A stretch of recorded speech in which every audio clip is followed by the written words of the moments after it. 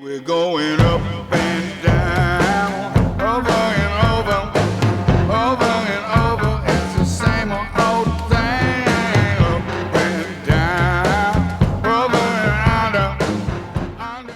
Awesome. Well, Jordan, thank you for coming on the show. We're excited to talk to you today. Absolutely, Ken. Thanks a lot for having me. Yeah, you got it. And we were just catching up a little bit before. So let's see. I graduated 2011. So I remember very vividly the big run Penn State had. Well, I guess what would that have been? 2008, 2009? Yeah, those couple of years. Yeah, we won some football games. Won a couple. Yeah. Won a couple. Some would even say a Big Ten championship. Right. And so I remember you because, stellar standout on a stellar team. And I knew you had a great NFL career, and we were just catching up on this. But what I didn't realize is your path to and through the NFL, it feels like was just filled with adversity. And so, one of the things that I would love to just kind of ask you is, what is that experience like? What does it take to not only get to the NFL, but to stay in the NFL? Yeah, I mean, how much time do we have? It's such a crazy. First of all, just blessed by the experience. Can't believe that to be honest, I can't believe that I played Division I college football, much less in the NFL and much less in a Super Bowl. So it doesn't happen very often, and I don't take that that I had that experience lightly. I'm very grateful for it. But yeah, it's an experience that takes a lot of hard work. It takes a lot of skill and intangible, just kind of opportunities and things like that. Kind of, you can't really write a rubric for getting to the NFL and being successful. It kind of just the ball has to land a certain way for you. So. Yeah, with that being said, my NFL career was all of that. Was intangible things, kind of relationships. I had a GM. Well, first of all, I was undrafted out of college. Right. Decided to sign as a free agent with the Cleveland Browns, who had drafted 2 receivers. So that, first of all, that was a poor decision. That's not, if there is a rubric, that's not in the rubric. Yeah, that's not the one. Okay. Yeah, if you're undrafted, don't go sign at a place where they drafted 2 wide receivers. It's going to be really hard to make that football team. Out of curiosity, do you remember who those 2 guys were that they drafted? Oh yeah, absolutely. Mohamed Massaquoi and Brian Robisky. Oh man. So Massaquoi was, might have been I think he was their 2nd round pick. From Georgia, and then Brian Robisky played at Ohio State. And he was, I think he might have been like a 4th round pick, 3rd or 4th round pick, if not higher. But yeah, so I walked into a situation where there weren't many roster spots available, and there wasn't one available. I didn't make the team. I was cut in Cleveland. I went to Philadelphia. Was on their practice squad for a year. The next year in Philadelphia, I got cut and sent back to Cleveland to be on the practice squad still. And a lot of those actually all the transactions, or not all, but many of the transactions in my NFL career were me actually following a GM around. Really? Or a head scout. So interesting. So yeah, I'm not sure what his role was in Philadelphia. It might have been director of player personnel, but Tom Eckert, who passed away about 6 years ago. Sorry to hear that. Yeah. Just a shame. It's just an incredible human being, but also somebody that I, cherish the relationship, because he brought me to Philadelphia. He brought me back to Cleveland when he was the GM at Cleveland. He got a job here in Denver with the Broncos, brought me to Denver. So that's kind of part of the way it works. Networking is a real thing in the NFL also. So. That's so interesting. Because I've talked to quite a few folks, and I don't think like this kind of storyline or conversation has come up yet. Just like how important the relationships are, even at that level. Because I think right now, for the average person, there's so much transparency in terms of like the combine, the pro day. You're like, oh, well, clearly it's like these scouts are dialed in. There's all these measurables, like they have a way they're grading these guys.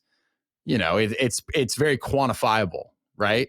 I think is like the perception a lot of folks have. But to hear you describe it, like, yes. And again, like if anyone wants to look it up, Jordan's measurables are pretty insane. So, but it sounds like the relationship piece, that networking can be, if I'm not putting words in your mouth, just as important. Yeah. I mean, I think that, and not I think, scouts and GMs are looking for some little bit of not quantifiable data that they actually sometimes hang their hat on. Like, I go to bat for this kid because of this one play he had in his college career that showed me something that, a catch or a run or a tackle. To be honest, a lot of the quantifiable stuff, obviously we all know that a lot of times it doesn't pan out. But, I don't know. I just think that there's GMs that are willing to put their name on the line for guys. Tom Ecker did it for me, but willing to put their name on the line for guys that might not, fit a specific mold, which gives a lot of people an opportunity. So yeah. Well, and for you, like, look, I have some assumptions, so I don't want to completely put words in your mouth. But like, what was it that separated you from the pack? And maybe what is it that you think others saw, but for you, what was it that kind of set you apart? Sure. It definitely wasn't it definitely wasn't strength. I've never even laid under a bench with like 225 on it in my life ever. So it definitely wasn't that. But no, I think as far as my skill set goes, it was, quickness and agility, being able to get open. And then when I did get into training camps, it was those things. I was, skilled in those things, but the things that kind of took over were the coachability, the ability to learn a playbook quick, and know the ins and outs, and kind of be somebody on the field that if you had one receiver that would never remember the play and another receiver that would remember it 60% of the time, being able to have another receiver on the field that could be like, you got this, all right, let's go. Right. Aside from the quarterback to do that is usually helpful too. Yeah, there's a lot of value in that. Sure. So if we could fast forward a little bit, and so for those who don't know, Super Bowl champion, actually, I believe still actively holds a Super Bowl record for the longest punt return, if I'm not mistaken. You're not. But when I was digging back into this, because again, like I remember that Super Bowl, I remember watching it, and it's interesting. You can take for granted the fact that the guys who were playing there in that moment, again, probably a clear-cut path. I've probably been on the team all year. But when I looked, there's like 2 years missing from your NFL career, smack dab in the middle. What was kind of going on in those years before the Broncos? So, there's literally almost 3 years missing. So I played, came out of college 2009, practice squad a couple years. Yep. Got moved up for, I think, half of my second year. Then 2011 rolls around and I'm playing pretty well. I'm, the third receiver in Cleveland. Play 2 games. I think I have 10 catches in the second game of those 2 games. And then I get hurt. I get put on IR that year. That's 2011. That's a solid pace, by the way. 10 catches for 2 games. We're talking... Yeah. We're getting up near 80 catches over the course of the year. It was 10 games in one game. It was 10 games in just that second game. The first game, I had a couple catches. But I get put on IR. I'm trying. Oh yeah, this is what happened. So I got put on IR for the rest of that season. So I only played 2 games in. That was 2012, and then 2013 comes. I'm back healthy. And I just get straight up cut from the Browns and don't get picked back up. I go to Tampa Bay for a week. I don't get picked back up that whole season. So out pretty much 2012, 2013, all the way out. And then the next calendar year, I signed like a futures contract in Denver and play really well. About to make the team with Peyton Manning at quarterback, and I tear my ACL. it was closer to 3 full seasons that I was out of football, and wondering if I would ever be able to play again and all that. So there's a lot of guys too, again, right? Like, yeah, stellar college career, but undrafted, I mean, I don't even know how many times you said you had been cut at this point. You have success. It's kind of ripped away. I think a lot of guys would have walked away. I think a lot of guys do walk away, right? So for you, what kind of enabled you to persevere and stay determined and stay committed to something that already, just to get a spot on a roster, is such an incredible feat? Like, coming back from injury, like, what kept you going? Yeah, I mean, I think it was a few things. And I think to start off answering that question is, there was a lot of doubt and a lot of, self-doubt, and, maybe this isn't for me. And, all of those things are definitely a part of the story too. But I mean, I would say support system, family, and close friends encouraging me, my faith and kind of my spiritual background, I think, played a big part in really kind of coming to terms with,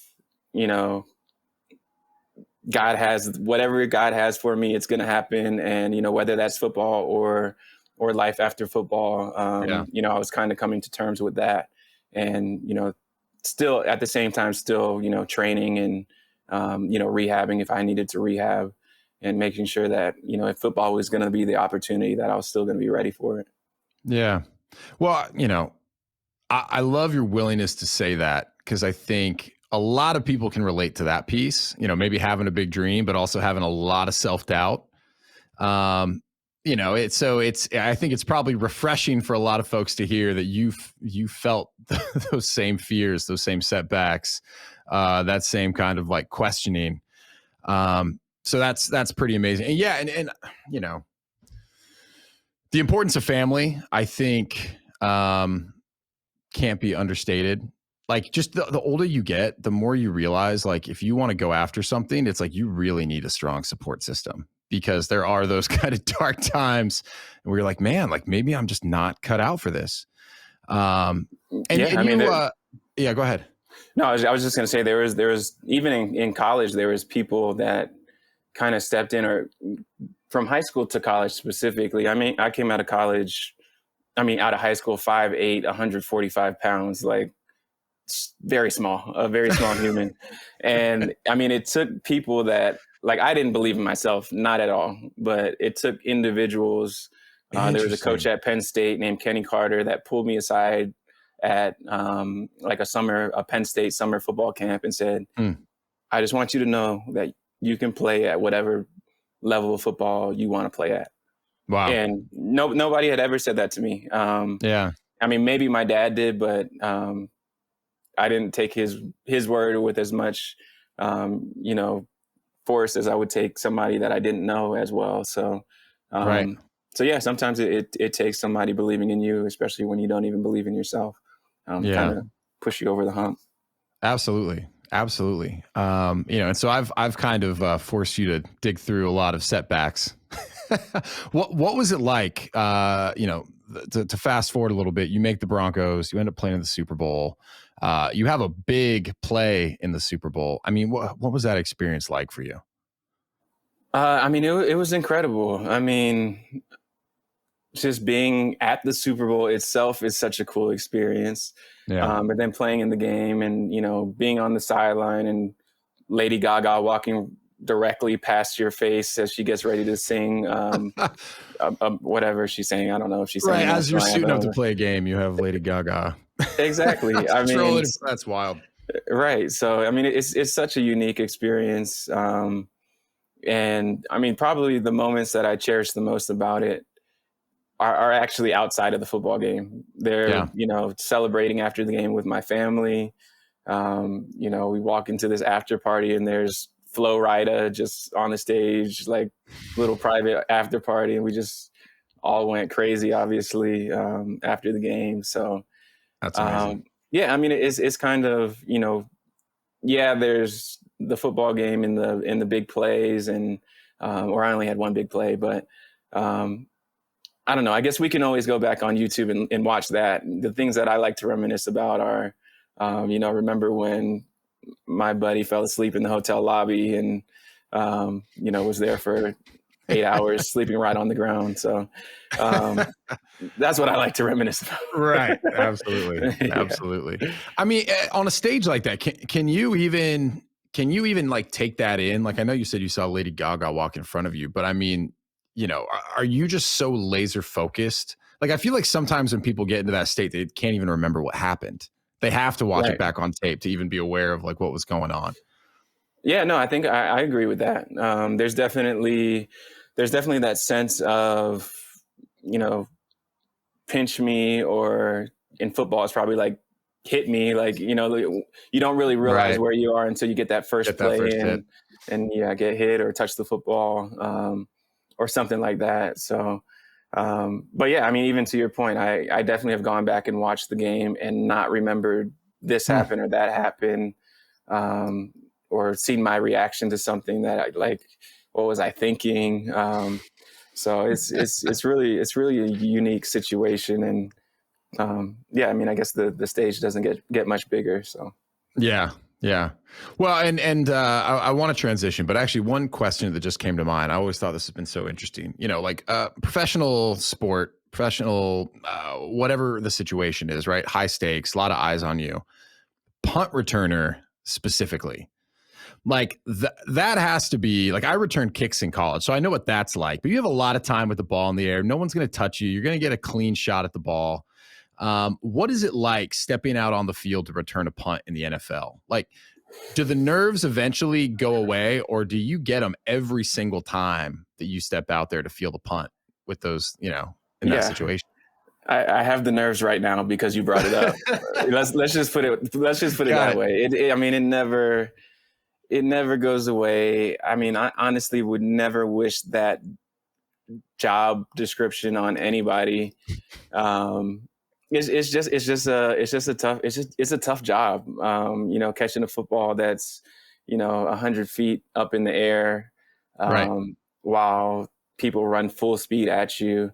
And some of the best athletes in the world running full speed at you with trying to put themselves on the map by blowing somebody up. Yeah, with one intent. They have one intent to separate you from the football. Like, I don't. My mom hated that I had that job. She hated watching those plays. There's always the mom, right?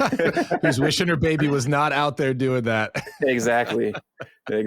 So. I would not go back to the NFL for that job at this point in my life. Too much on the line.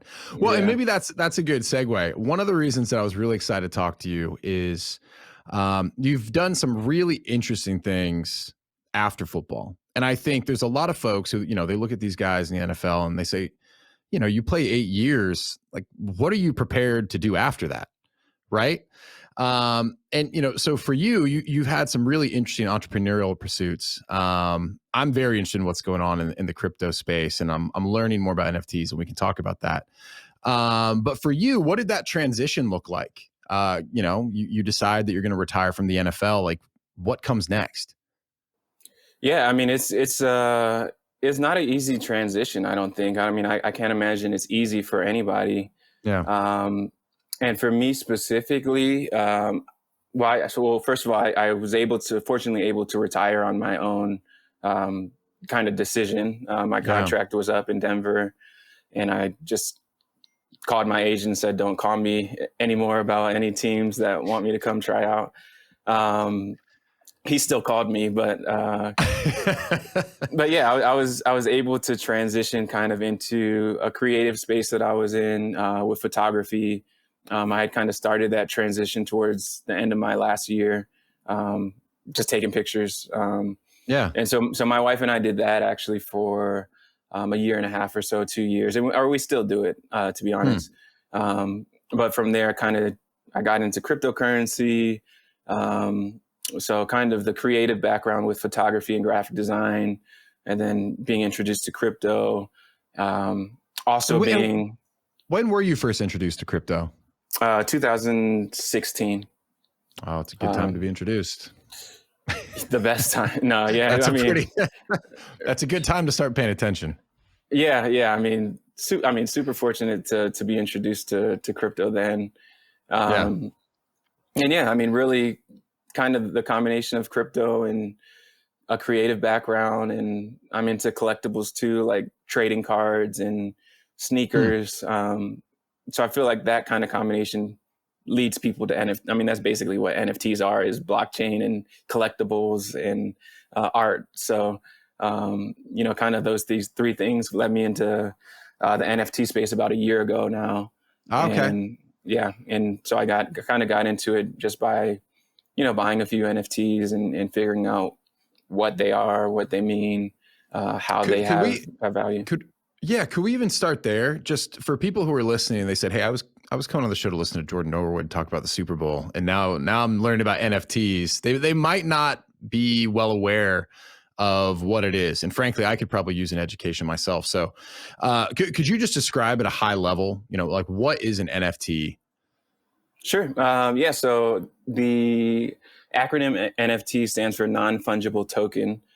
So really the first part of understanding what an NFT is understanding fungibility and, what that means. And so a fungible item or asset is something that can be traded for equal value. So a dollar bill, in my pocket is the same as a dollar bill in your pocket, even if your dollar bill is, a little bit ripped and old and dirty, and mine is fresh, new, and crisp. We can trade those dollar bills and still retain the same value. Those items are fungible. Whereas something that's non-fungible is something like a trading card could be non-fungible, even if we both have a Babe Ruth rookie card. Mine has a little bend on the corner and isn't in a glass case. Yours is in a glass case, pristine, whatever they call that, pristine level trading card. We're not, I mean, even though it's the same Topps trading card from 19 whatever year, we're not going to trade those. They have two different they're the same thing, but they're not the same thing, sort of thing. And so that's what non-fungibility is. And then the token part of that, the non-fungible token, that part is basically where blockchain comes into play, and these non-fungible items living on a blockchain, which is essentially a ledger. It's basically automatic accounting, a record of every transaction that happens in the life of that non-fungible item, non-fungible token. It's similar to, again, using a Babe Ruth rookie card. It would be, that card was made in, I don't know what year did Babe Ruth play? It's so funny that you say that, because I'm like, shit. I'm like, what year did he? I'm like 19. I'm not even going to hit the right day. I know. All right. Let's call early it 1900s. Early 1900s. So anyways, it's basically like that card, the transactions of that card, wherever that card has traded hands, say, my great grandfather had it and handed it straight down.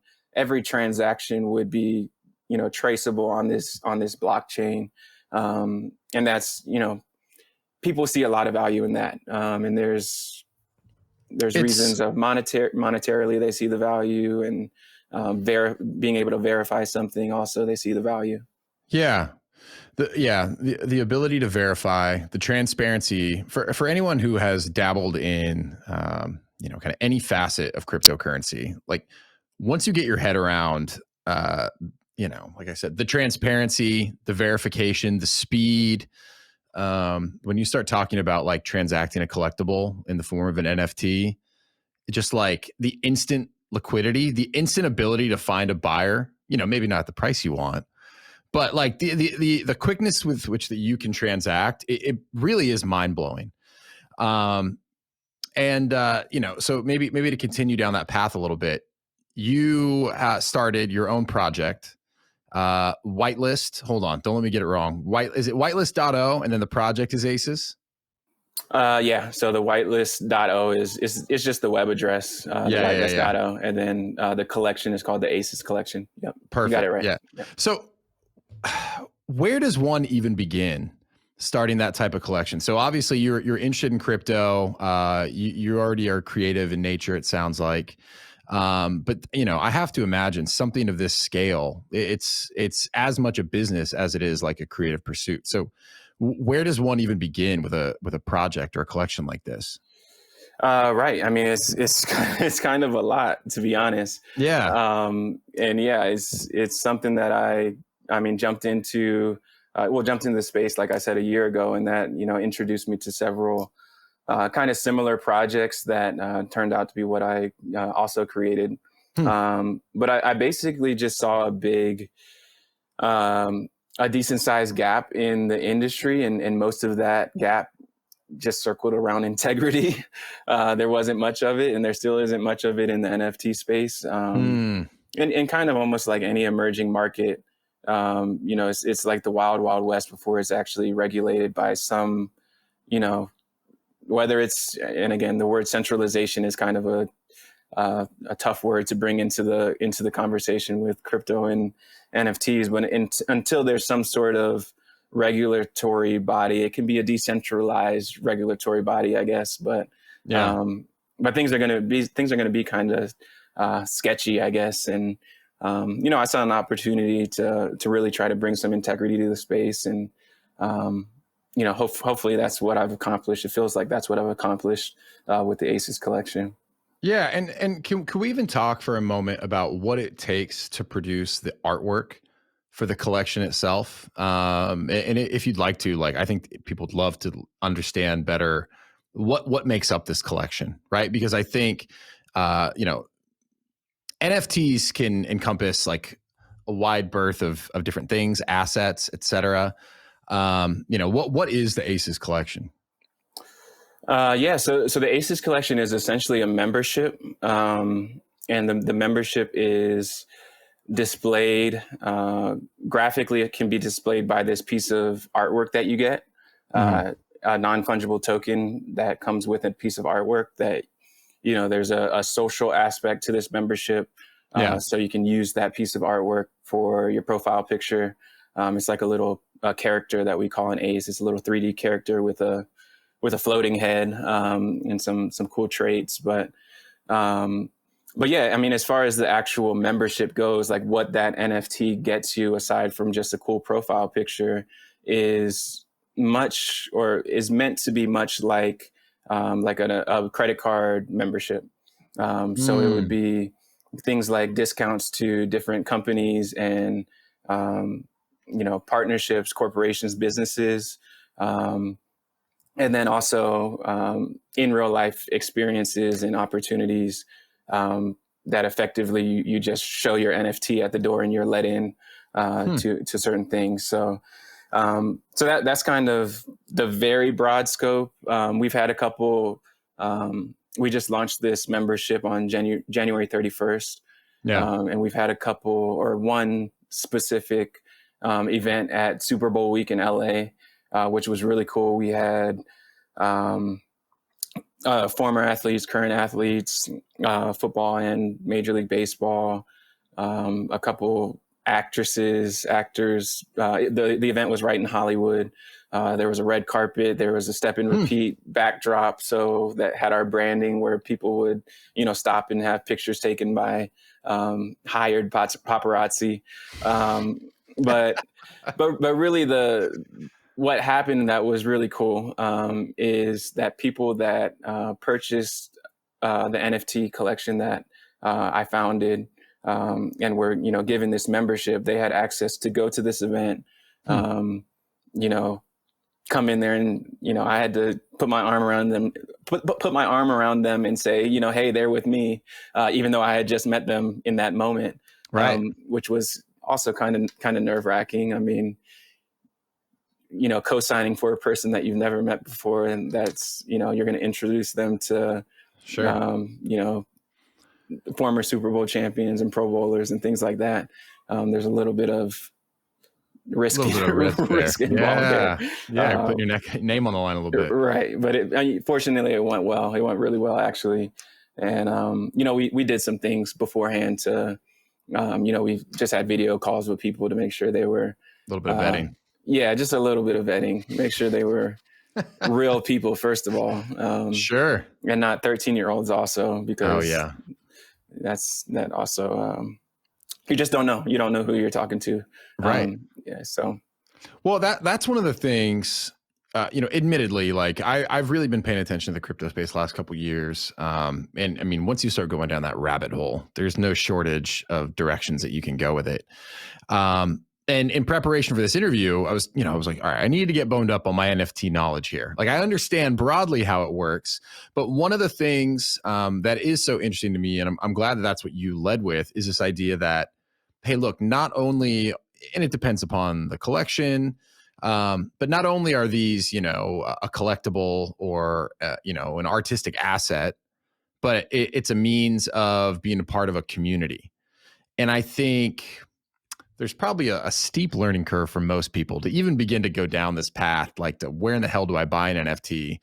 But the thought that not only are you buying into something that's collectible, but it's actually going to enable you to have access to real life experiences is, I think, a really interesting proposition. And so when you say bring some integrity to the space, what does that mean to you? I guess, like, what is the mission for the collection long term? What are you hoping to achieve with it? I mean, long term, I mean, we would love this membership to be, something that, first of all, individuals that are in the membership are proud to use and find value in, and are proud to share with their friends and try to get friends and family involved in the community. I think that's kind of the overall goal for this.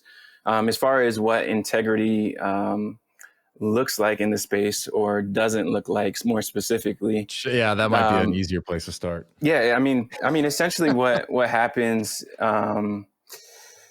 there's so much anonymity in crypto in general. First of all, that it potentially can make it easy to, scam your way into a lot of money. And that's basically what some individuals are doing. It's so interesting because we talked, just, 5 minutes ago, we talked about how transparent blockchain is and how that's a value proposition when it comes to blockchain is that irrefutable ledger that tracks everything. And, how does that work with anonymity? It's basically, it's almost like using cash, but cash is even more anonymous. But essentially, if you don't know somebody's cryptocurrency wallet address, then you can't find them. Basically, if you can't connect the wallet address to an actual human being, then they can pretty much stay anonymous. Anonymous, yeah. But that's the split second that you can connect the person to the wallet, then you can see every single transaction that they've ever made and all of that. So basically, when it comes to integrity, it's people that will, you've seen all these Bored Ape Yacht Club NFTs. Those are basically those apes that you've probably seen some people with profile pictures. People can basically screenshot, goodness, I can't think of the word, screenshot those and save them and do what's called minting them as a brand new NFT. So people think that they're buying the brand new, the real Bored Ape Yacht Club NFT from the real collection. But without knowing any better, you're just buying. Here's a cheap knockoff, which is similar.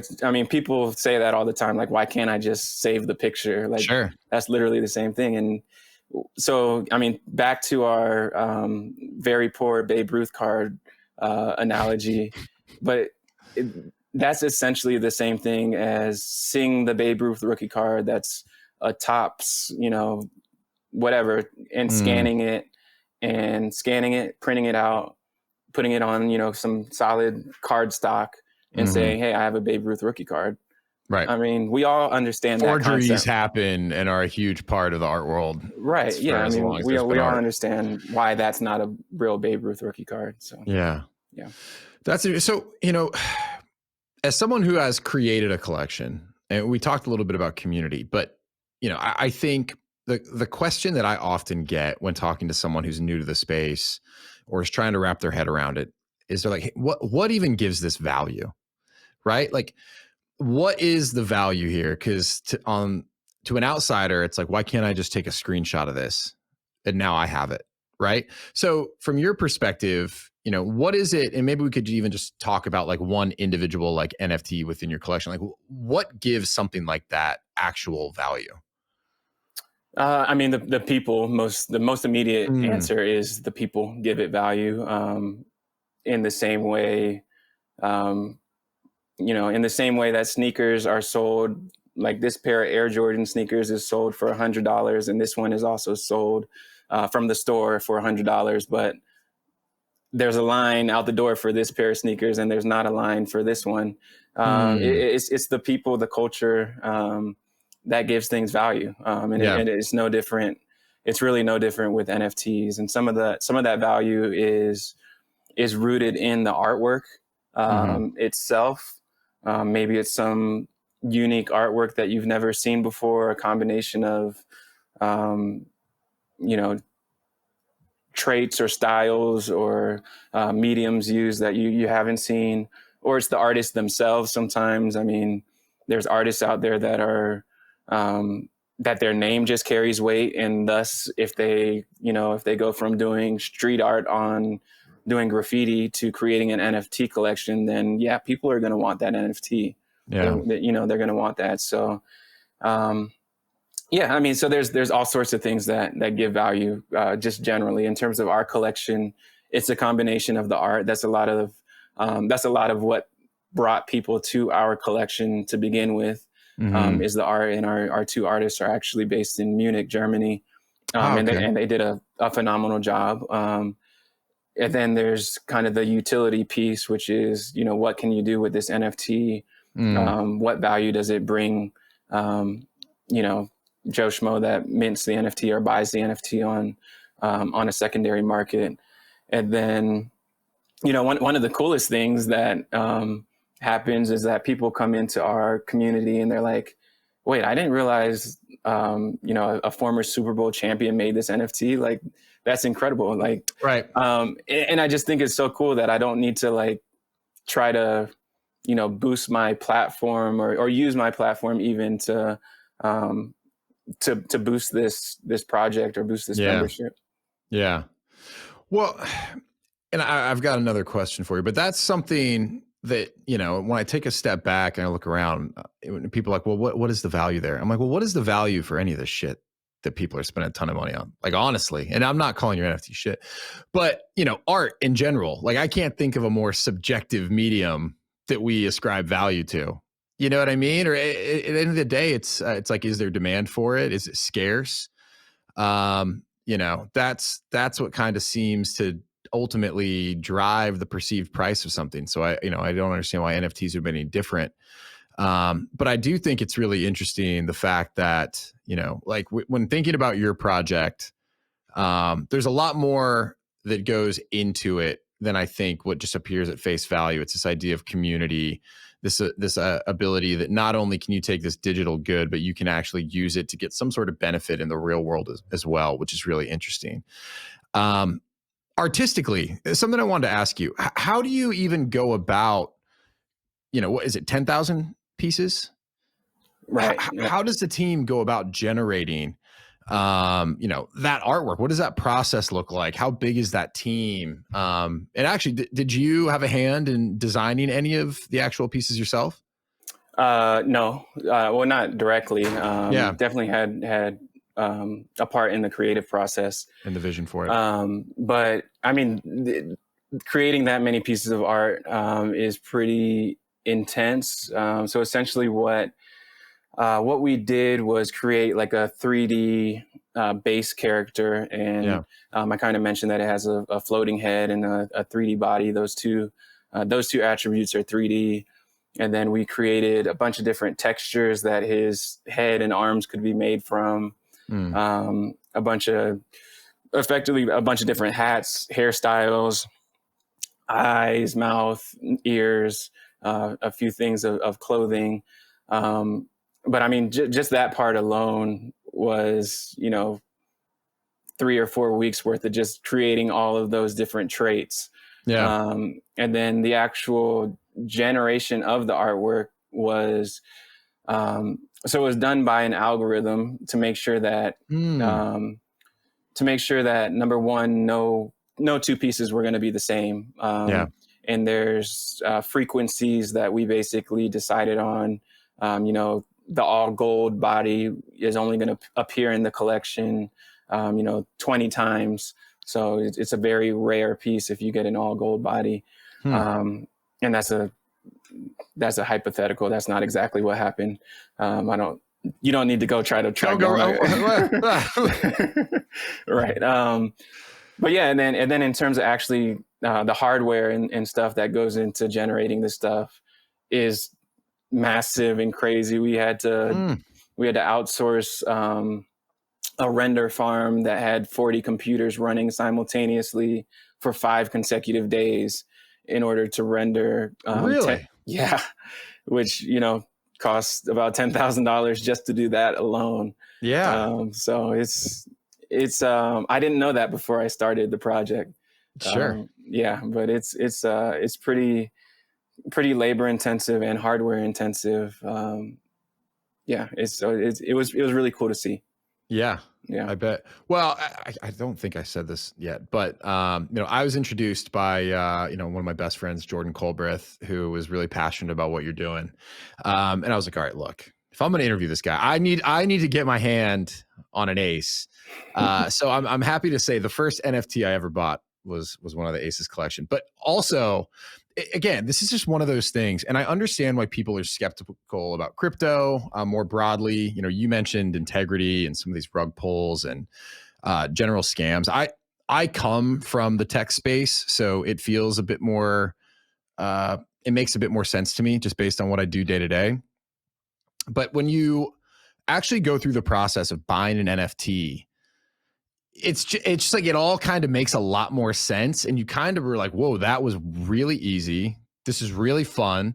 It's like now I own this individual asset. And like I did it with my wife. I mean, we were just laying down, the kids were in bed, and I was like, all right, well, let's pick one out. You want to help me? And by the end of it, we had to we got to stop. We got to shut the laptop because we're going to pour way more money into this thing than we intended to. Cause it's also just a fun experience. So, yes, of course, everyone would love to get rich, but I think, for those that are passionate about collectibles in any form, this is just like a very natural progression. And there's just so much capability that I think, there's limitations you butt up against in the physical world. Like maybe your thing was Beanie Babies, right? The ability to find a buying party and someone who's going to be able to transact with you probably took a lot of time and effort. Man, just the ease and quickness with which this happens. It's a lot of fun. Where do you see this space going next? And I guess for your company, are you going to do more collections? Are you going to focus on this? Like what's the kind of the longer term vision for your team specifically? I mean, we're focused on this pretty heavily. It's still very labor intensive, and it's still honestly, before we launched the collection, it was 12 to 18-hour days. Just kind of at it all day, and not much has changed. It's still 10 to 15-hour days. So we'll look to keep growing this, number one, but also to find ways to have a little bit more flexibility with time on a regular basis. And then in terms of the NFT space in general, I mean, I personally feel like 5-10 years from now, just about everything will be on the blockchain in some way, shape, or form. Most immediately, I think ticketing is, super easy to get into, to turn into NFTs and, make sure that secondary market sales are being track, number one, but also. And when you say ticketing, we're talking events, concerts, sport. Yeah. Right. Sorry. Yeah. So yeah, any of those sorts of tickets, even having the collectible aspect of it too, I went to this, I go to the Super Bowl and get my ticket that's an NFT. Right. And it's also a collectible. I can also sell that. I can sell it to somebody else, and the NFL gets royalties every time it's sold because all of that is tracked. And so I think that might be one of the most readily available NFT, subsects that will be out there. Big opportunity. Yeah. Well, to your point, you're a busy man, so we appreciate you making the time. For folks who would like to either learn more about what you're doing with the collection or just follow you in general, where would be the best place for us to direct them? Twitter. So my personal Twitter is Jordan Norwood. It's like Jordan Norwood, but there's only one N in the middle there. There we go. So Jordan Norwood, and then the Whitelist IO is the Twitter handle for my NFT collection. Awesome. Well, we'll make sure to post links to everything in the show notes as well. But Jordan, thank you, man. This has been a fun conversation. And I hope for some people, if this is their first introduction to crypto and NFTs, I think it was a good high level overview and an interesting project if folks want to check it out and learn more about it. So thank you for your time, man. Appreciate it. Cool. Yeah. Thank you so much for having me, and look forward to getting you in the community a little bit. All right, let's go. I'm at the next Super Bowl. There we go. I'll be there. Don't even video, FaceTime me prior to. I'm just going up to the door. No, we need to vet you out. All right. Awesome. Thanks a lot, Jordan. Appreciate it, man.